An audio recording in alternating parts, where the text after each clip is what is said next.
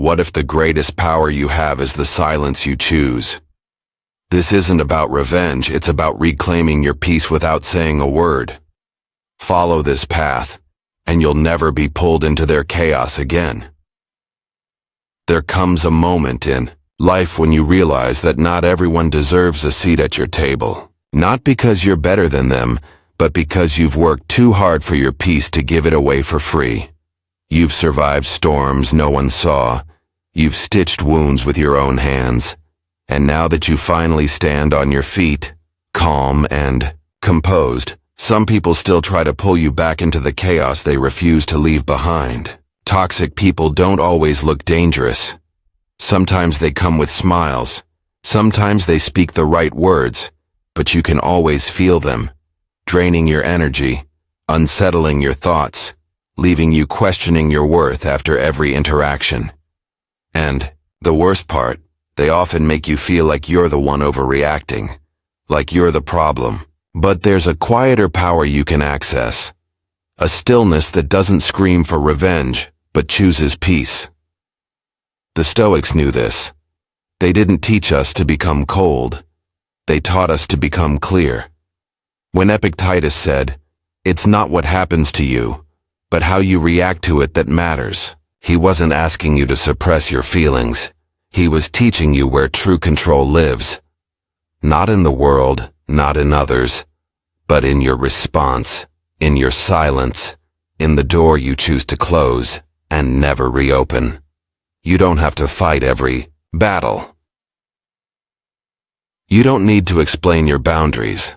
You don't even need to say goodbye to those who hurt you, because the strongest farewell isn't a dramatic exit. It's your absence, your indifference, your unwavering self-respect. That is the Stoic way. It's not passive, it's powerful. It's the kind of power that doesn't seek to dominate others, but to liberate yourself from them. And when you learn this, when you truly understand it, not just in theory, but in the way you walk, speak, and protect your peace, those same people who once drained you will no longer find a way in. Not because they changed, but because you did. So today, we walk that path together, the Stoic path to inner peace. Not through arguments, not through revenge, but through quiet strength, conscious detachment, and a refusal to be disturbed by those who never had your well-being at heart. If you've been holding on, waiting for the apology, the closure, the justice that never comes, maybe it's time to try something different, something final, something that heals, not through words, but through silence. 1. Forgive quietly, but never reopen the door. There's a misconception about forgiveness that traps many people in cycles of pain.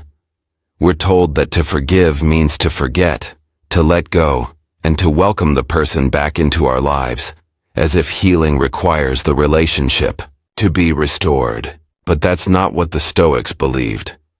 Forgiveness in its purest form is not a favor to the other person.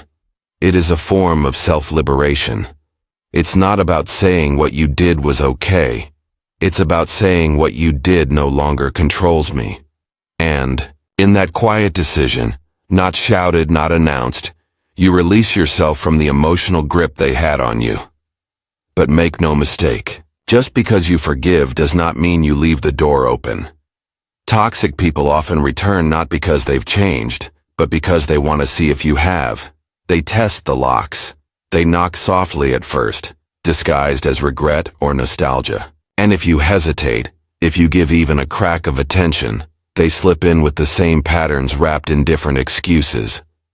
The Stoic doesn't entertain this. He doesn't wait to see if they've grown. He doesn't argue with their intentions. He simply knows the chapter is closed and his peace is not up for negotiation. Marcus Aurelius wrote, "The best revenge is to be unlike him who performed the injury." And what that means here is simple. You don't return to the fire just to prove you can handle the heat. You don't need to relive the pain to show that you've healed. You heal once deeply privately. And then you guard that healing like a sacred space. You forgive them not to absolve them, but to stop carrying them in your heart. but the door that stays shut. Think about this. How many times have you reopened a door out of guilt or loneliness or the false hope that they've changed? And how many times did that lead to more disappointment, more pain, more questioning of your own self-worth? There is no wisdom in repetition of suffering. There is only a lesson unlearned. The Stoic does not ignore this lesson. He learns, he lets go, and he moves forward, not with hatred, but with clarity. So the next time you find yourself wondering whether you should respond, reconnect, or give them one more chance, pause. Ask yourself, am I doing this out of growth or out of habit? Is this act expanding my peace or exposing it? Forgiveness is complete when it no longer needs to be proven. You don't need to text them, explain it to them, or get them to understand it. You simply choose it and then you walk on. Because when the mind is clear, the door stays closed. Not out of anger but out of wisdom. That is where true peace begins. 2. Their power ends where your reaction stops. There's a simple truth that most people overlook. Toxic people don't thrive on cruelty alone. They thrive on your reaction to it. Every time you explain yourself, defend your character, or rise to their bait, you're giving them exactly what they want, your energy. And in doing so, you hand over your peace like a gift they didn't earn. But here's what the Stoics understood long before modern psychology echoed it. No one can disturb you without your permission. As Epictetus taught, it's not what happens that disturbs you, but your judgment of it. That's the key. It's not their words, their silence, or even their betrayal that truly hurts you. It's how you interpret it, how you respond to it, how you allow it to define your state of mind. So what happens when you choose not to react? When you refuse to give them the emotional fuel they crave, something powerful, they lose control because suddenly their game no longer works. Their chaos no longer finds a stage in your life. And that frustrates them. Not because you've attacked them, but because you've become unreachable. That is real strength. Not loud, not aggressive, but invulnerable. You become like a rock in the middle of a storm, untouched by the wind, unmoved by the waves. This isn't about suppressing emotion. It's about mastering it. It's about training yourself to pause before you respond, to evaluate whether the battle is even worth your energy. Because most of the time, it's not. Most of the time, the real win is walking away without a single word. Not because you're weak, but because you know that silence carries a weight far heavier than noise. The Stoic path teaches us this, to rise above, not to sink to their level. And that begins the moment you stop letting their behavior dictate your state of mind. It might feel unnatural at first. After all, we're wired to react, to defend, to prove, to fight for our dignity. But what if dignity isn't something you fight for, but something you quietly preserve? What if your refusal to engage is the highest form of self-respect? Toxic people hate that because without your reaction, they're left with their own discomfort and they can't handle it. They need someone else to carry it for them. When you stop reacting, you give that discomfort back to its rightful owner. You say without saying a word, your chaos is no longer welcome in my mind. And here's the truth you must remember. Not reacting isn't weakness. It's strategy. It's spiritual discipline. It's you reclaiming the only power that ever truly mattered. Your response. The world will test you. People will provoke you.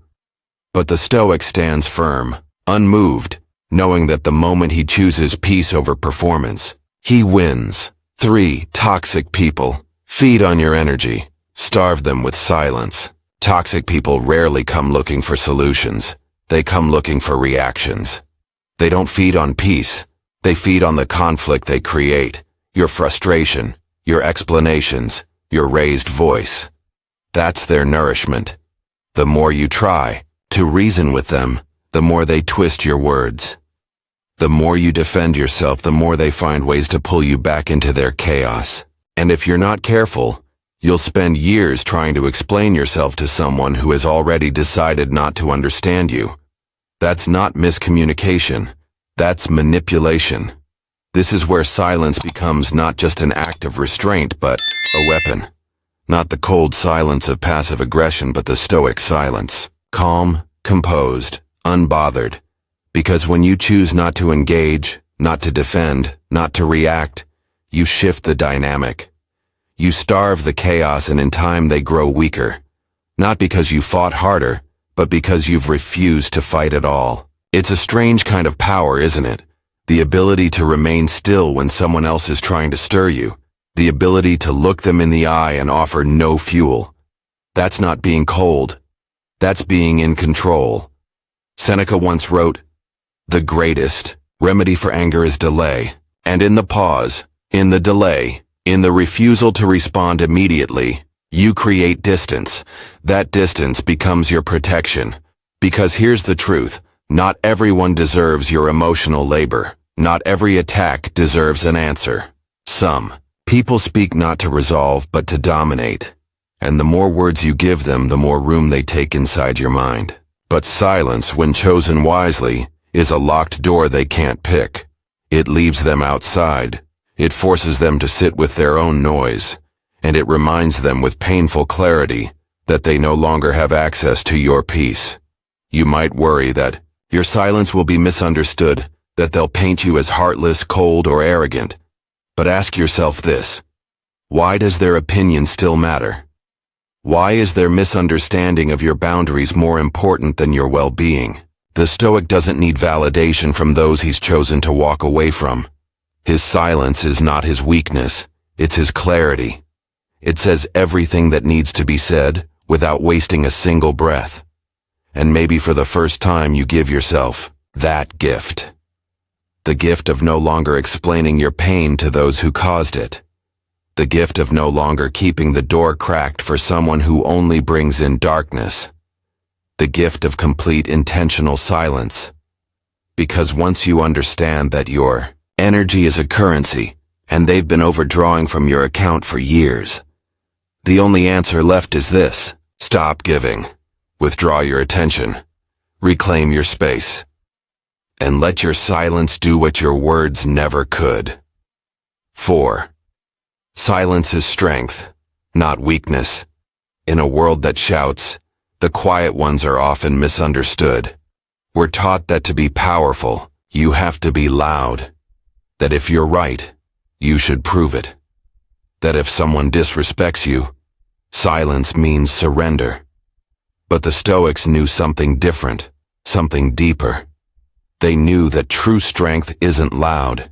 It doesn't seek to overpower. It doesn't rush to defend itself or make a scene. True strength is rooted, grounded. It doesn't move unless it chooses to. And silence, when it comes from a place of control, not fear, is one of the most powerful expressions of that strength. We often associate silence with passivity, but that's only because we've been conditioned to react, to speak, to justify, to correct the narrative.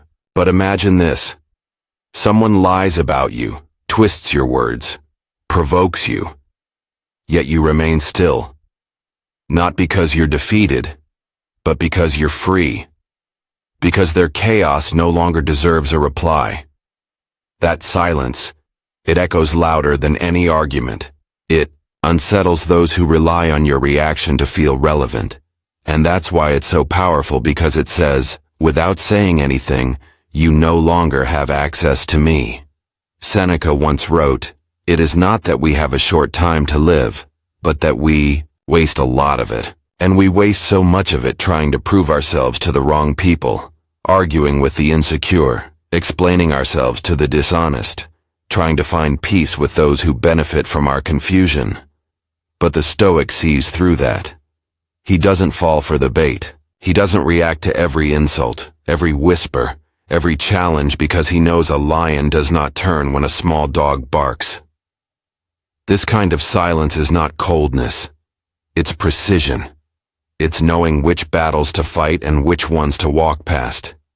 It's the difference between living on impulse and living with intention. And once you develop this stillness, this internal clarity, people notice not because you shout about it, but because your energy changes. You don't flinch. You don't chase. You don't respond to noise with more noise. You simply stand, observe, and let others exhaust themselves trying to get a rise out of someone who refuses to rise for them anymore.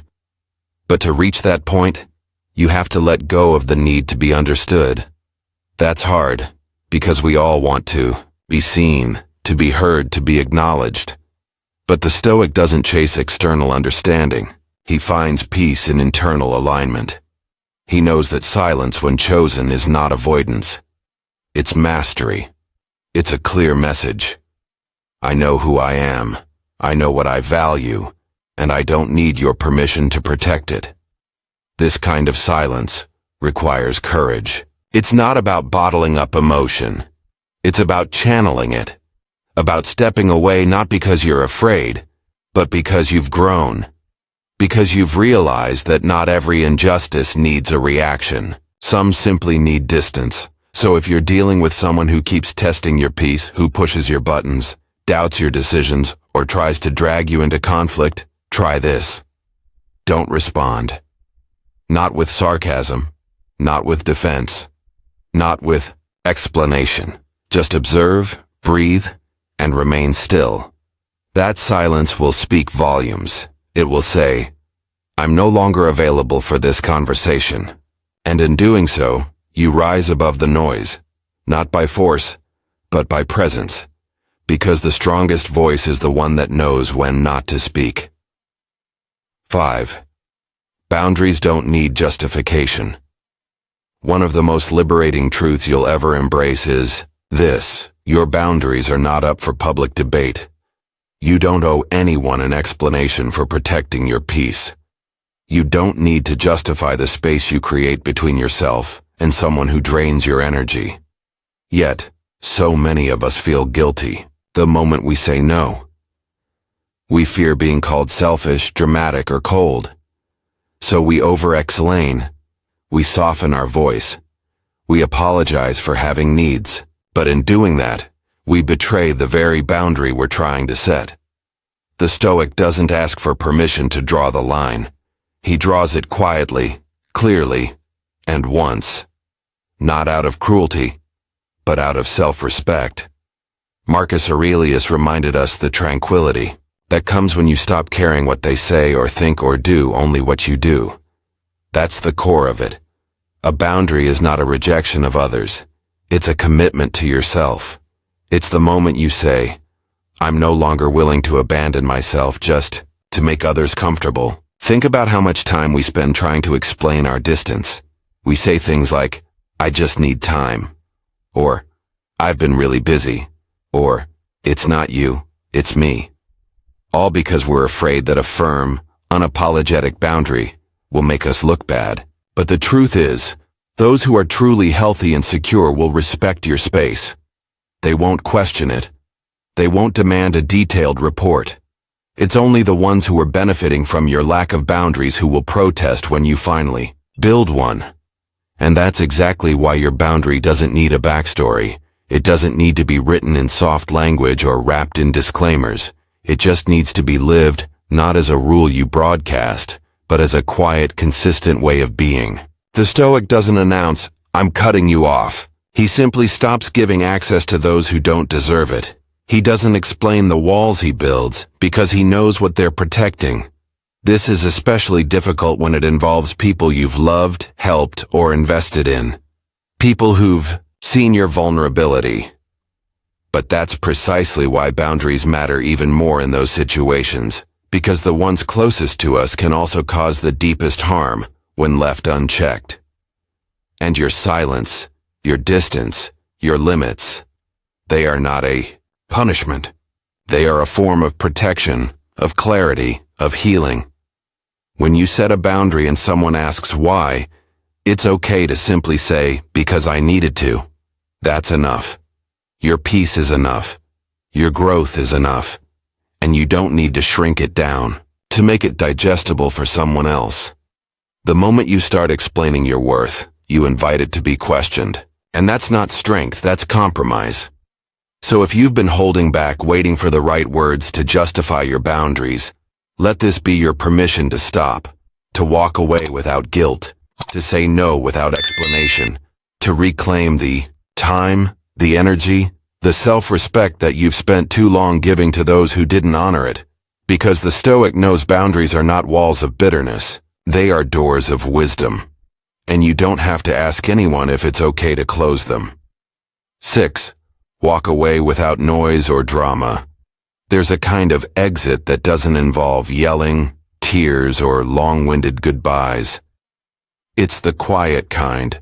The kind where you simply stop showing up, stop replying, stop explaining, and instead reclaim your peace with absolute finality. This is the Stoic exit. Not emotional, not theatrical, but complete. And it's one of the most powerful decisions you will ever make. Because walking away without noise doesn't mean you didn't care. It means you've chosen to stop wasting your care on those who never valued it. The world teaches us to seek closure, to have the last word, to make sure the other person knows exactly why we're done. But what if real closure doesn't come from a conversation? What if it comes from clarity, from the decision to prioritize your peace without needing approval, validation, or understanding? That's what the Stoic understands. He doesn't need a dramatic exit to feel strong. He doesn't need to be heard to know he's right. His peace doesn't depend on someone else agreeing with him. It depends on him agreeing with himself.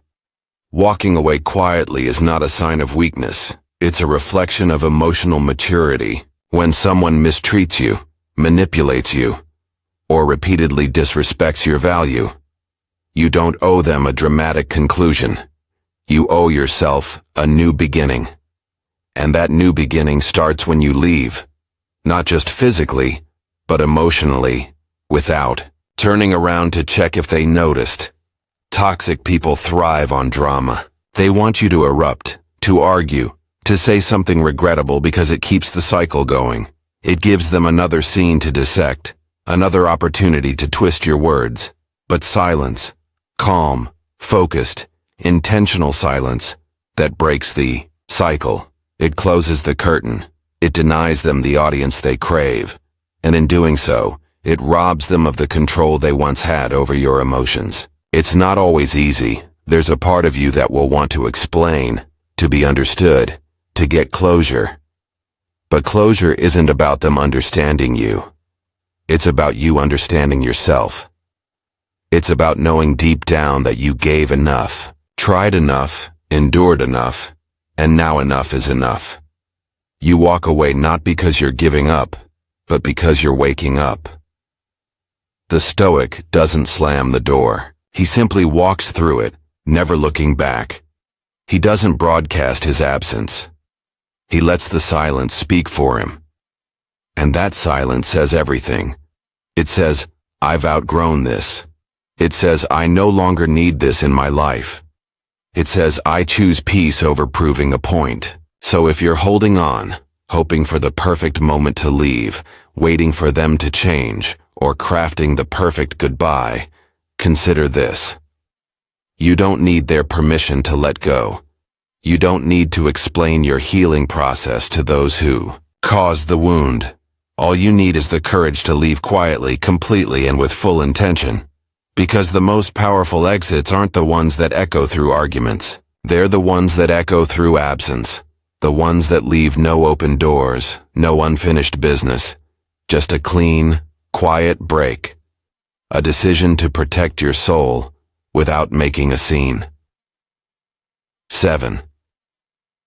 Absence reveals the truth. There is something strangely revealing about distance. When you remove yourself from someone's life silently, calmly, without warning or conflict, what's left behind begins to speak loudly. Absence becomes a mirror, one that reflects everything presence used to hide. And this mirror, unlike your words, cannot be argued with, distorted, or ignored because your silence forces the other person to sit with their own noise. Your absence becomes the first time they've ever had to face themselves without you standing in the way. We often believe that staying is the path to clarity, that if we talk more, explain better, try harder, we'll finally be seen and valued. But here's what the Stoics understood. Not everything needs to be solved through dialogue. Some things are revealed only through silence. Some people can only see their impact on you when you're no longer around to absorb it. When you step back, patterns come to the surface. You start to see who reaches out and who only takes, who notices your silence and who was never really listening to begin with. Epictetus once said, "If someone succeeds in provoking you, realize that your mind is complicit in the provocation. It's not just about stopping your reaction, it's about stopping your availability for toxic dynamics altogether." And sometimes the most powerful way to do that is not through confrontation, but through absence. Not a passive waiting kind of absence, but an intentional one. A decision to remove your presence, your energy, your emotional labor, and let the silence do the rest. Because silence, when chosen wisely, becomes a spotlight. It shows you who needs access to you to feel whole, and who actually respects you enough to reflect on their own behavior in your absence. It reveals truths you couldn't see when you were too close, too invested, too involved in managing the emotions of others. Absence is a filter.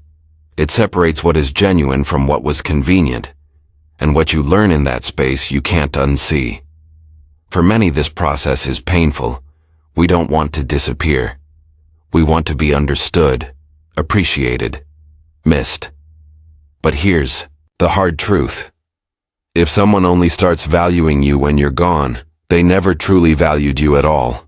They valued what you gave, not who you were. And that realization, as heavy as it is, sets you free. It frees you from clinging to potential. It frees you from rewriting their character with hope instead of facts. It frees you to start choosing relationships based on mutual presence, not just proximity. The Stoic doesn't use absence as a punishment. He uses it as a test, not to manipulate, but to illuminate. He doesn't leave to create chaos. He leaves to create clarity. And in that clarity, he sees who respects his space and who only filled it with noise. The beauty of this practice is that it doesn't require anger. It doesn't demand confrontation. It simply invites reality to reveal itself. So if you've been drowning in confusion, wondering what someone's intentions really are, try stepping back. Give them space. Not to fix you, but to show you who they really are when you're not there to carry the relationship alone. Their actions in your absence will tell you more than 1,000 conversations ever could, because some truths don't emerge when you're looking for them. They only rise when you stop holding everything together. 8. Guard your attention like a fortress. There's a silent war being waged every day, not over your money, not over your time, but over your attention. Toxic people, negative influences, and chaotic situations all compete for the same thing, your focus. Why? Because where your attention goes, your energy follows. And once they have your energy, they can shape your emotions, your thoughts, even your identity. But the Stoic learns to protect this resource above all else. He treats his attention not as something casually given, but as something sacred, guarded, like a fortress with gates that do not open for just anyone. Marcus Aurelius wrote, "The things you think about determine the quality of your mind. Your soul takes on the color of your thoughts." It's not just poetic, it's practical. Whatever you let into your mental space, every complaint, every insult, every manipulation starts to paint the walls of your inner world. If you spend your days reacting to every small offense, chasing every false obligation, explaining yourself to people committed to misunderstanding you, your mind becomes a battlefield. And peace, it becomes impossible. The Stoic doesn't live that way. He understands that focus is life, that what you dwell on you become. So he decides intentionally, ruthlessly, what gets access to his attention. He doesn't entertain gossip. He does not argue with fools. He does not let toxic people rent space in his head for free. Instead, he asks, is this worth the cost? Will this bring clarity or confusion, growth or regret? And if the answer is no, he lets it go. Not with bitterness, but with discipline. This level of awareness takes practice, because in a world designed to distract you from yourself, from your peace, from your purpose, it's easy to give your attention away in small, unnoticeable ways. A message you shouldn't have replied to, a conversation you didn't need to finish, a social feed that pulled you into someone else's chaos. But these small leaks over time drain you, and you wonder why you're exhausted, why your thoughts feel scattered, why you can't focus. It's because you've left the gates open too long. To protect your attention means more than avoiding negativity. It means actively building a life that supports your focus. It means creating boundaries that aren't just physical but mental. Saying no to things that don't nourish you. Walking away from people who demand attention but offer nothing meaningful in return. Taking back your time in the quiet moments. Choosing stillness over stimulation. Solitude over noise. This isn't about becoming cold or distant. It's about becoming clear. Because once you truly value your attention, you stop throwing it away for approval. You stop letting others dictate what's worthy of your focus, and you begin to experience something rare in today's world. Peace of mind, a clear head, a steady heart. That is the reward of a guarded mind. So if you've been feeling overwhelmed, scattered, or emotionally drained, don't look at your calendar first. Look at your attention. Who's had access to it? What have you been feeding it? What thoughts have you entertained that don't deserve to live in your mind? Because a Stoic understands you are the gatekeeper of your mind. And once you start guarding that gate with clarity and conviction, everything changes. Not just how you feel, but who you become. 9. You don't owe closure to the one who broke you. One of the most painful illusions we hold on to is the idea that healing requires closure. That in order to move on, we need a final conversation, an apology, an explanation. We wait for the person who hurt us to offer clarity, to admit their fault, to acknowledge the pain they caused. But that moment often never comes. And even when it does, it rarely brings the peace we hoped for. Because real closure doesn't come from someone else's mouth. It comes from your own decision to stop bleeding for those who wouldn't even bring you a bandage. The Stoics teach us that peace is an internal discipline, not something granted by others. You don't need a final dialogue with the one who lied, manipulated, abandoned, or betrayed you. They already gave you their answer in their actions. And those actions said everything. When someone shows you who they are through consistent harm, your job is not to decode their behavior or extract a confession. Your job is to walk away with your dignity intact, and your silence louder than any closing words could be. Seneca wrote, "It is not the man who has too little, but the man who craves more that is poor." And sometimes what we're craving isn't money or success. It's emotional completion from someone who never had the capacity to give it in the first place. That craving keeps us stuck in loops of overthinking. Maybe if I'd just explain it better. Maybe if they finally understand how deeply they hurt me, maybe then I can move on. But the Stoic doesn't seek emotional riches from empty pockets. He recognizes that some people cannot offer what they've never learned to hold. Closure is a myth when it depends on someone who refuses to take responsibility. And clinging to that myth only delays your healing.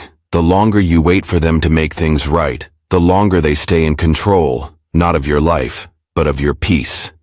And you deserve better than that. You deserve to close the chapter not because it ended the way you wanted, but because you are done rereading a story that only brings you pain. True closure is not loud. It's not a text, a phone call, or a final confrontation. It's the moment. You decide that your mental health, your growth, your future, are more important than understanding someone's cruelty. It's the quiet no more. You whisper to yourself. The deleted message. You never send the realization that no apology, no explanation, no amount of honesty could undo what was done or rebuild what was broken. And that's okay. Because you're not here to repair others. You're here to repair yourself. The Stoic path is not one of vengeance or bitterness. It's one of freedom. Freedom from needing validation. Freedom from being understood by those who refuse to see you. Freedom from the exhausting cycle of waiting for something that may never come. If you're still hoping for closure, ask yourself this. What would it even change? Would it undo the nights you couldn't sleep?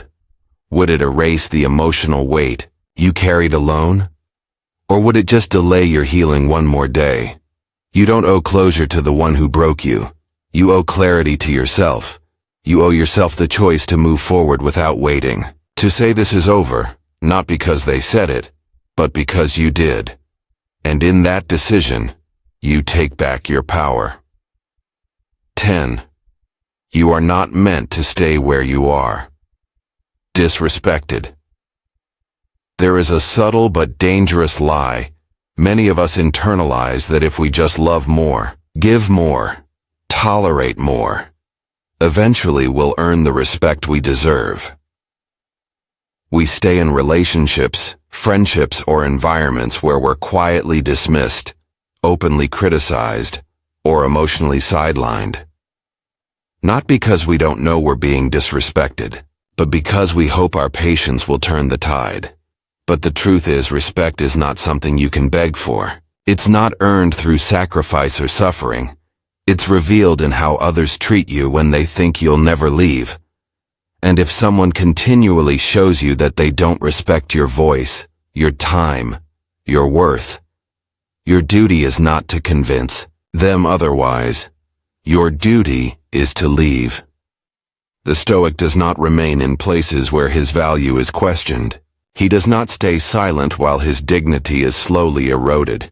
He recognizes disrespect not as something to fight against, but as a signpost pointing him elsewhere.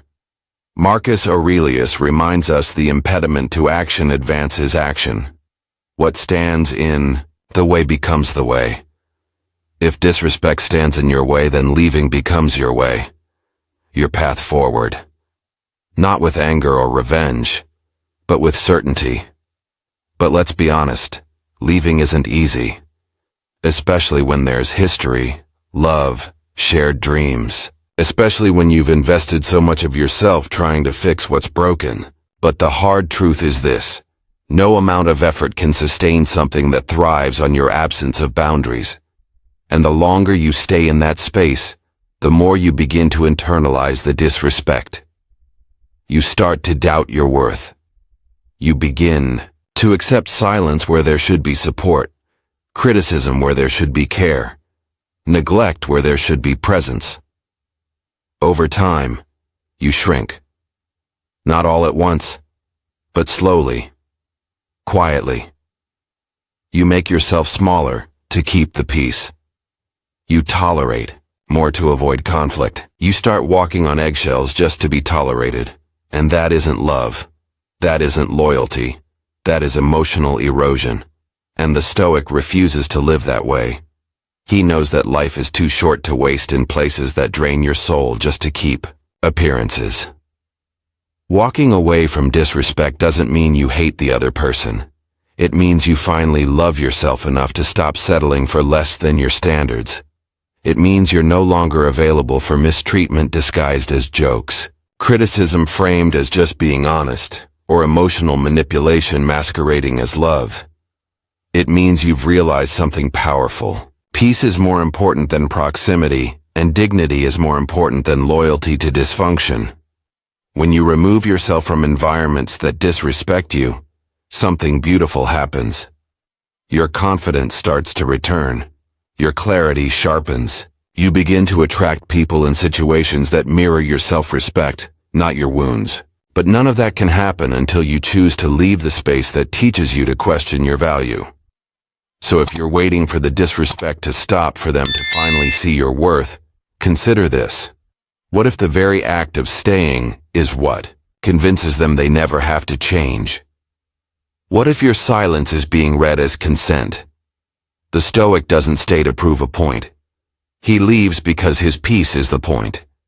And he understands that the cost of remaining where he is disrespected is far greater than the discomfort of walking away. Because you're not meant to live on the edge of someone else's approval. You're meant to stand firmly in your own self-respect and let that guide every decision forward. 11. Leaving isn't escaping, it's evolving. There's a moment in every inner journey when you realize that staying is no longer a sign of strength. It's a symptom of fear. Fear of starting over. Fear of being misunderstood. Fear that leaving means you've failed. But that's not the truth. Not the Stoic truth. Because leaving when done with clarity and calm is not an escape. It's an evolution. It's the deliberate act of stepping into a new version of yourself that no longer tolerates the same pain, patterns, or people that once defined you. And that choice to leave not with bitterness but with resolve is a sign of immense growth. Many people confuse detachment with coldness. They believe that walking away from toxic people or unhealthy situations means you lack compassion, or worse, that you're running away. But the Stoic knows better. He understands that detachment is not about being emotionless. It's about refusing to be emotionally manipulated. It's about recognizing that clinging to what's hurting you is not love. It's fear in disguise. Epictetus taught that freedom is the only worthy goal in life. And sometimes that freedom begins the moment you say, I'm done trying to fix what only breaks me. Walking away is not weakness. It's a declaration, a line in the sand, a quiet revolution in your soul that says, I no longer wish to carry this. Wait.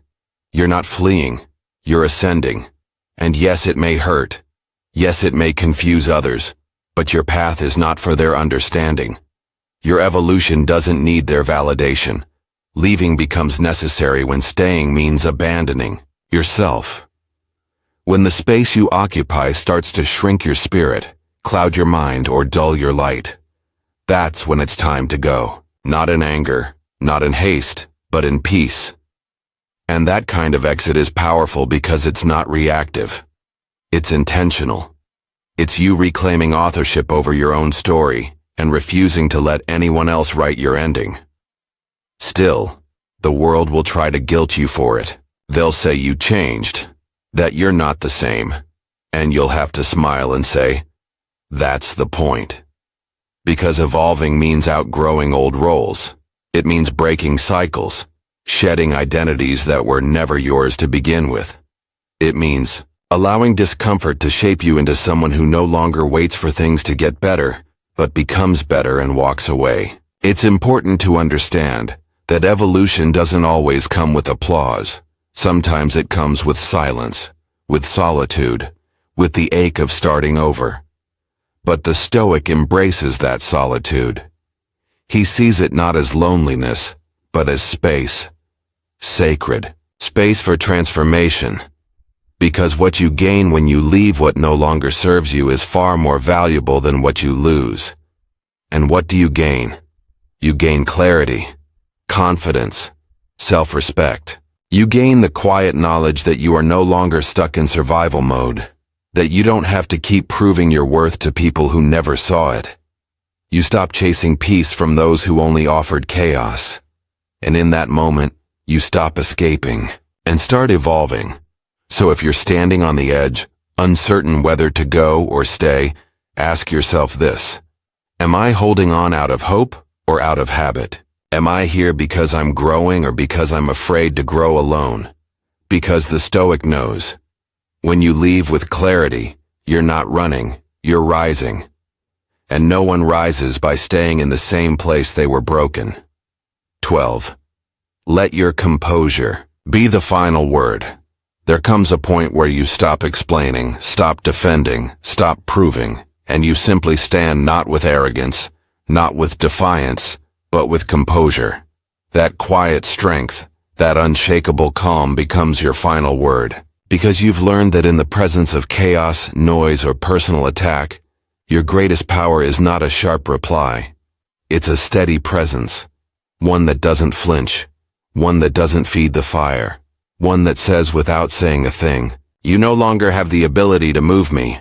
Toxic people want your reaction. That's how they measure their impact. When you explode, they feel powerful. When you defend, they feel important. But when you remain composed, when you smile without sarcasm, stay silent without bitterness, and walk away without drama, you take that power back. And more than that, you take away their illusion of control because suddenly they're shouting into a void. They're arguing with someone who's no longer playing the game. The Stoics understood this well. Marcus Aurelius wrote, "You have power over your mind, not outside events. Realize this and you will find strength." And composure is the proof that you've found that strength. It's the visible sign that you've moved your center of gravity inward, that your emotions are no longer dictated by someone else's dysfunction, that your identity is no longer shaped by external approval, conflict, or apology. But let's not pretend it's easy. Staying composed when someone is provoking you, insulting you, misrepresenting you, that takes real mastery. It takes a deep breath when every muscle wants to react. It takes vision, the kind that sees beyond this moment and remembers who you're becoming. Because composure isn't just about silence, it's about sovereignty. It's about choosing peace again and again, even when ego wants to shout. And when you do that, when you hold the line, stay grounded and speak only when it's worth speaking, you earn something far more valuable than a fleeting win in an argument. You earn your self-respect. You look in the mirror and know you didn't stoop. You didn't lash out. You didn't lose yourself. And that internal victory, it stays with you long after the conversation ends. Composure also teaches others how to treat you. When people realize they can't get a rise out of you, they stop trying. When they see that insults bounce off your clarity like arrows off armor, they grow frustrated, even confused. But that's not your problem to solve. That's the weight of their own reflection.